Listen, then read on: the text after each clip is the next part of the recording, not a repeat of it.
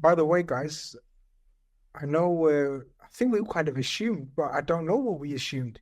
Is Echo Ekitike? Well, that's what I was going to ask you. I got checked out the chat with my internet. I don't know what if you all start in Isak in front of. So Go then, Mo. Go. You start. You start in case you because I know you're going to start copying. So you go first. no, I copy it. I would generally play Isak at front, Hugo on the left, with Mo on Okay. the right, and then my midfield would be Wirtz, Dom, and Grav, because I think we're going to have a lot of a ball. You know, if this was an Ange Forest, then yeah, I'd change it up. But this is a Dyche Forest, so they're going to step back. They're going to try and get us on the counter. They're going to go for long balls. They're going to go for corners. We're going to see a lot of the ball. And we signed Wirtz to unlock these defences. And look what he did for Germany on the weekend, midweek. 2 amazing assists, like top level assists. The first one, I could just picture that ball for Salah. And the second one, they were brilliant. They were superb assists. So this is a player we signed to unlock these stubborn defences. And Isak, look, we've got to start playing him. You know, he's had, he didn't have a pre-season. Now he's had 3 months pre-season now. You know, we've got to test this poppadom groin out at some point to see if it is a poppadom groin or if it is a proper groin, you know? So I play him. And people say, well, what happens if he gets injured? And then you bring on Gakpo as a secondary striker. That's why I'll leave Gakpo on the bench and give Isak 60, 70 minutes. Hopefully we've got a 2-goal cushion and bring Gakpo on and put him up front. He's got, you know, he can still do a job up front, in my opinion. So that's what I would do. I'd go Isak, left Hugo, and Wirtz behind him. Hugo.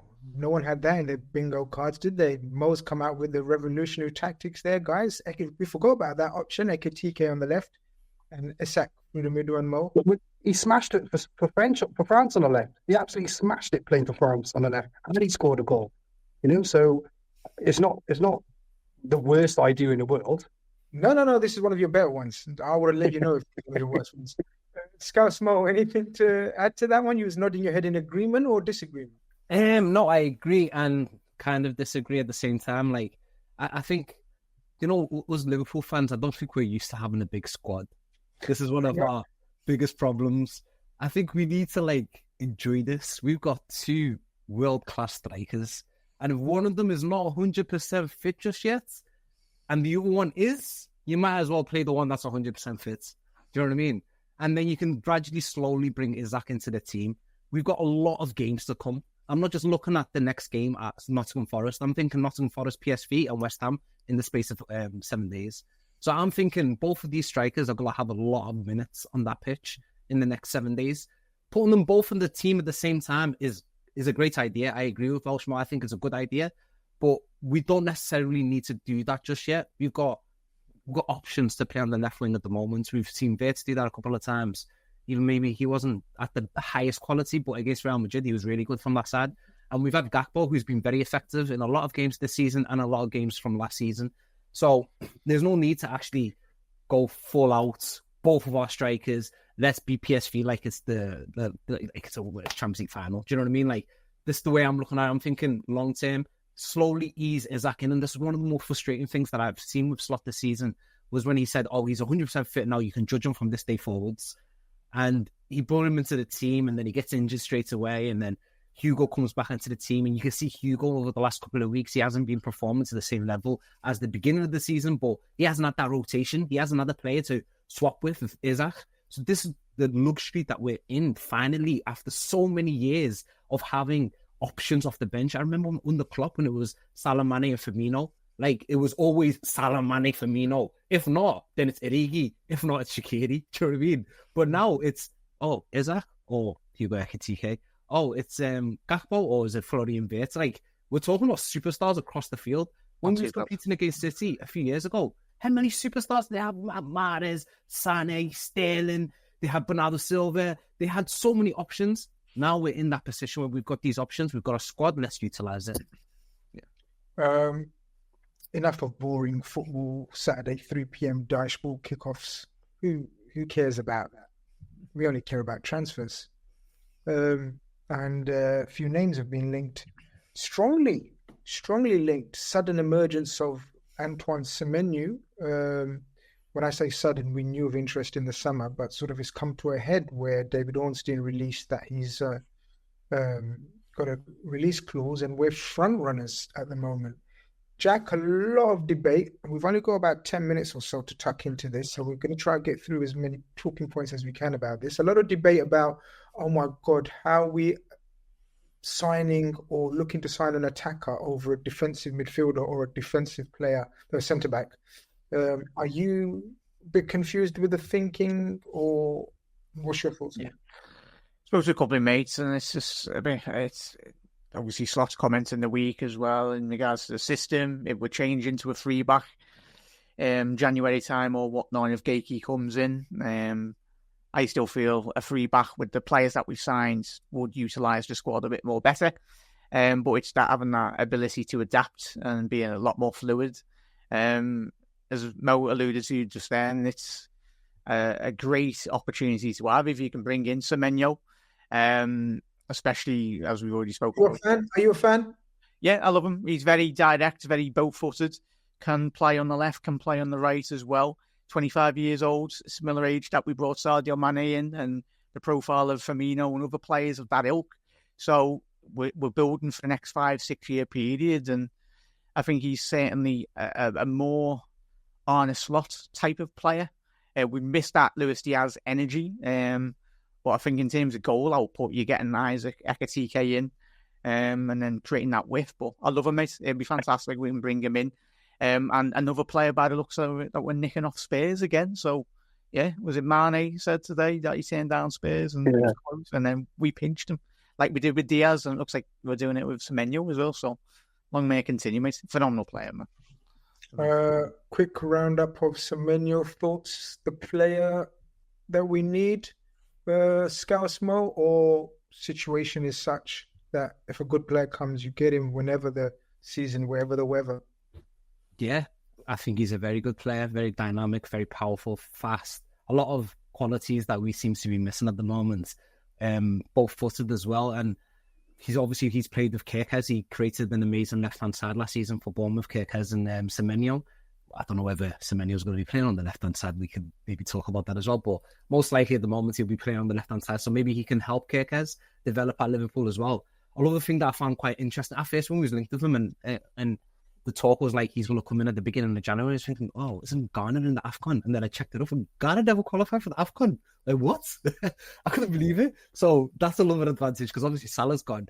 Bringing in Semenyo at the beginning of January, he can slot him perfectly on that right-hand side. Happy days. I mean, obviously, we need to fix our defence. Like, we've got more issues in defence and midfield, but I've always said that we needed to sign another attacker, especially like a left-hand side attacker. As I've already mentioned, I'm a Gakpo's biggest fan, and I always viewed this as a central attacking midfielder. So, Semenyo for 60 mil, you can't complain, honestly. I think it's a great signing, and hopefully he's wearing Liverpool shirt come 1st of January. Tom Little, Semenyo thoughts? I think he's a very good player.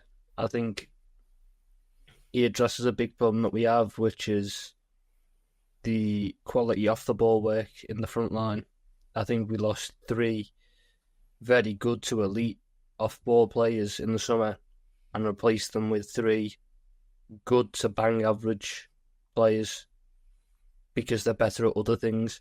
But we almost lost sight of what you need off-ball, and I think Semenyo, as good as he is on ball, I think he's got 2nd or 3rd top scorers in the Premier League this season. The energy that he plays with, the work rate that he has, that can only be a welcome addition to a front line, which at times is very easy to play through. So I'm all for him. I think he's very good. He probably fits a criteria for homegrown as well, which we're probably going to need if we want to start moving certain players on. So yeah, I'm all for it. A little bit.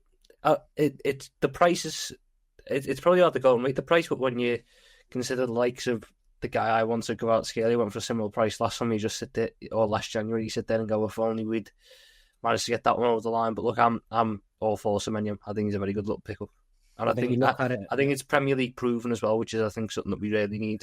You look at it, Alanga went for like 55 mil in the summer. It's just cooked, lad. Just in terms of the numbers and the prices, I don't even look at it no more. I'll be honest with you. Mad, innit? Rochemore, Antoine Semenyo fan, the right signing or what? Yeah, your thoughts on the man. Yeah, I just echo everything that Tom has said as well, and Mo has said. I think he's a good player. I think off the ball, you'll offer a lot. He's powerful. He's robust, which is great. He doesn't pick up many injuries, which is good for us. He's ambidextrous. He can play on both sides, which will offer competition for Mo, which he desperately needs. A kick up his backside. My only concern is the price, but like you said, the 60 million player is now the old 30 million player, isn't it? And the 100 million player is now the old 50 million player. That's the way I look at it with the inflation and the way the market's gone. And I also think our hand's been forced a little bit. I think ideally Liverpool would have wanted to sign him at the end of the season, but I think with clubs like Spurs and Man United, I think sniffing around. Similar to the Luis Diaz situation when we signed Luis Diaz in January, our hand was forced because I think Spurs were trying to tap him. I think opportunistic signing, as Liverpool like to say, I think this will definitely fall into that bracket. And with Richard Hughes having close ties with Bournemouth, and I think we'll get a better, the best deal possible. So yeah, I'm all for it. We need a bit of power in our midfield and our attack, and I think he definitely adds that. People that are in our WhatsApp group will know that.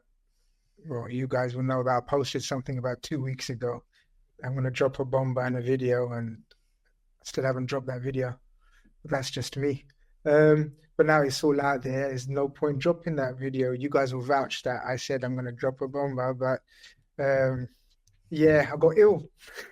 but I'll still drop that video, and I'll still post what I think I know about the deal and how advanced it is and what the situation is. So make sure you're subscribed to Grizz Khan TV as well.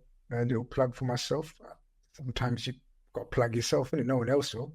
No one else gives a shit. But yeah, guys, we've got to end this show because I think we've got to end it on a positive. And I think we've started off a little bit of a negative, but we worked ourselves into a bit of optimism, transfers, positivity. Scousemo went through our options, our world-class squad. Hey, listen, we're supporters. We're here to support, man. Let's enhance that support. And listen, if they don't perform, we'll be here to criticize and lambast because Nottingham Forest at home, there is no excuses. And the next set of fixtures, there is no excuses. So we may have done the excuses and the reasons and the excuses FC tags and all that. But now, moving forward, we must. People, this has been another brilliant episode of Red Room. We will see you next week. Hopefully more positivity. Until then, make sure you check out all the guys' socials, and peace, love, and tranquility to you all. Take care. Bye-bye.